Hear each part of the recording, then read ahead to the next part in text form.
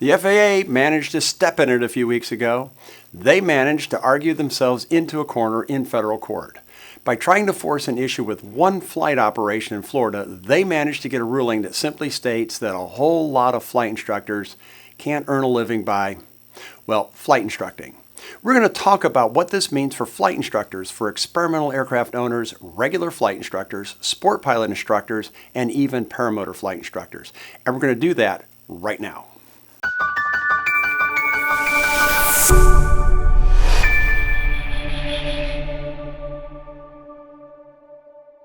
Hi everyone. An interesting thing happened on the way to federal court.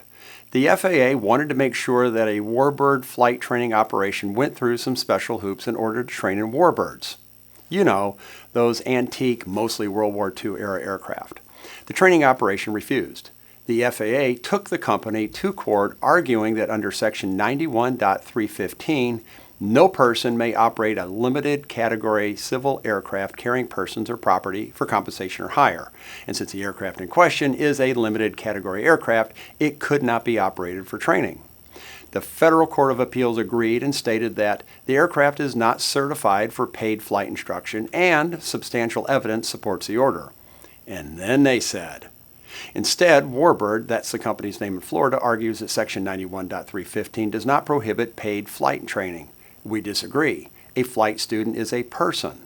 When a student is learning to fly in an airplane, the student is carried. And when the student is paying for the instruction, the student is being carried for compensation. Oh boy, gotta hate it when judges use logic and stuff. But here's the problem. For years, the FAA has kind of wanted things both ways. On the pilot side, the FAA has said that flight instruction isn't a compensation or for-hire activity. The reason for this is that they know in order for a pilot to receive compensation, they have to have a commercial pilot certificate and a current second-class medical. Something that, of course, most sport pilots don't have. To be honest, it isn't an incredibly big deal for a lot of younger GA flight instructors training students in run-of-the-mill Cessnas. The way the regulations work, all GA Subpart H flight instructors need a commercial pilot certificate in order to qualify initially for a flight instructor certificate, which also means having a second-class medical. But there was still a rub within the world of GA over this, since a lot of great instructors didn't want or weren't able to maintain a second-class medical to just instruct. So the FAA came up with a statement years ago that says, and I'm paraphrasing, that flight instruction wasn't carrying people for hire. That wasn't the most elegant solution, but it was all we had.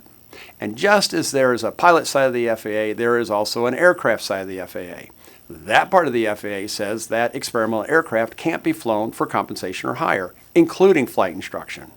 Well, at least not without special permission from the FAA in the form of a Letter of Deviation Authority, or what we call a LODA. Experimental aircraft covers a lot of ground and an awful lot of aircraft being flown for recreation. It includes the aforementioned Warbirds and, of course, the far more common experimental amateur-built aircraft. This ruling creates all kinds of problems for flight instructors wanting to provide training to students who own their own experimental, limited category, and primary category aircraft. The big aviation organizations are pointing this out to the FAA and are beginning the fight to correct this.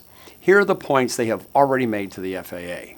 Regarding prohibiting owners of experimental aircraft from receiving flight instruction in their own aircraft without specific FAA permission to do so in the form of a letter of deviation, those organizations say with nearly 40,000 experimental aircraft on the registry, flight standard district offices would quickly be overwhelmed by applications for LODAs where there is no legal requirement to have one. That creates an additional barrier to aviation safety and is contrary to FAA's own mission. By the way, in case you were wondering, the FAA's declared mission is to provide the safest, most efficient aerospace system in the world. The organizations address prohibiting owners of more than 300 limited category aircraft from receiving flight instruction in their own aircraft without specific FAA permission in the form of an exemption. They said that never before has the FAA required limited aircraft owners to obtain an exemption to be trained in their own aircraft, nor is there any legal requirement to do so. This change will not further aviation safety. They point out something similar when it comes to prohibiting owners of primary category aircraft from receiving flight instruction in their own aircraft without specific FAA permission to do so in the form of an exemption. They point out that the FAA does not have policy in place to issue such an exemption, and it is unknown how long it would take to issue such exemptions. And finally, the big organizations addressed the policy that would amount to limiting access to flight training in a specific make and model of an aircraft. They said that the FAA must issue a policy affirming the pathways that allow owners to obtain training in their own aircraft. To do so creates an immediate and significant hindrance to flight safety. So those are a lot of good points. But what about sport pilot flight instructors? Let's talk about that because no one else is. But first, as we're going along here, if you are enjoying this content, please take a moment to give me an upvote. Your subscription to the channel and your likes for the videos are highly motivational to me. Thank you so much. So here's the thing about sport pilot flight instructors. There's a problem there that the FAA has missed, and it looks like even the big aviation organizations missed. It is no small thing, and it probably affects hundreds of flight instructors and thousands of students. That is because sport pilot flight instructors are often simply sport pilots with the additional sport CFI certificate. No commercial pilot certificate, no first, second, or third class medical at all. And the FAA is very strict about whether sport pilots can fly for compensation or higher. The FAA mandates that they can't. In fact, the FAA makes that abundantly clear in the regulations. How's this for making things painfully obvious? This is from Subpart J of Part 61. That's the sport pilot regulations. Section 61.315 is, what are the privileges and limits of my sport pilot certificate? And below that, in paragraph C, we get this. You may not act as a pilot in command of a light sport aircraft that is carrying a passenger or property for compensation or hire. And you may not act as pilot in command of a light sport aircraft for compensation or hire. And finally, you may not act as pilot in command of a light sport aircraft in furtherance of a business. It unfortunately seems pretty darn clear. Now, did the FAA expect to win a ruling that said that flight instruction is carrying a passenger for compensation or hire and thereby shut down the entire sport pilot flight instruction industry?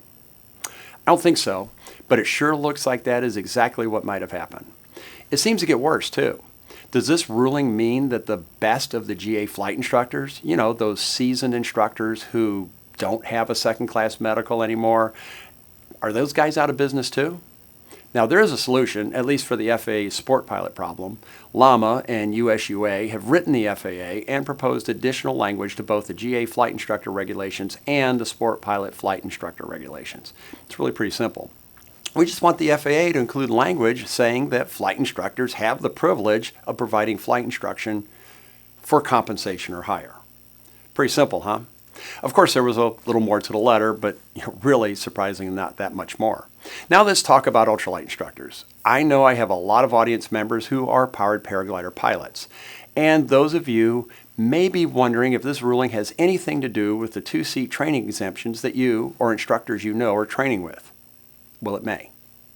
I'm talking about the exemptions that were issued to paramotor and paragliding associations that allow for two-place training, now even with wheels. However, you need to go back to Part 103. Part 103 says, among other things, that ultralights are to be used or intended to be used for recreation or sport purposes only. So it would seem that the same logic applies. If someone is receiving money for training, that is a business. That isn't recreation or sport purposes. The assumption, the until a month ago safe assumption, has always been that training is something that flight instructors are expected to be compensated for. The court ruling changes all of that. So it makes sense that ultralight flight instructors can continue to instruct with the training exemptions, no problem. It's just that now the FAA is saying that you can't ask for compensation for that instruction. You know, that is until the exemptions themselves are rewritten to specifically allow for compensation. Wonderful, huh? In the meantime, should sport pilot flight instructors stop instructing? Should the hang glider guys, paraglider, paramotor flight instructors stop instructing? I don't see any evidence that the FAA is going to shut down flight instruction immediately. I look at this as a legal stitch that needs to be corrected and that the FAA will be motivated to correct. So for now, I personally intend to continue to flight instruct for compensation or higher, at least until the FAA says I can't anymore. In fact, if you are interested in powered parachute flight instruction in either the Midwest or in Florida, please visit the link to easyflight.com in the comments. Flight instruction is the very best and safest way to get introduced to piloting. And please remember to grace me with your upvote. Enjoy the summer and get your flight instruction while you can. Thanks so much for listening, and blue skies.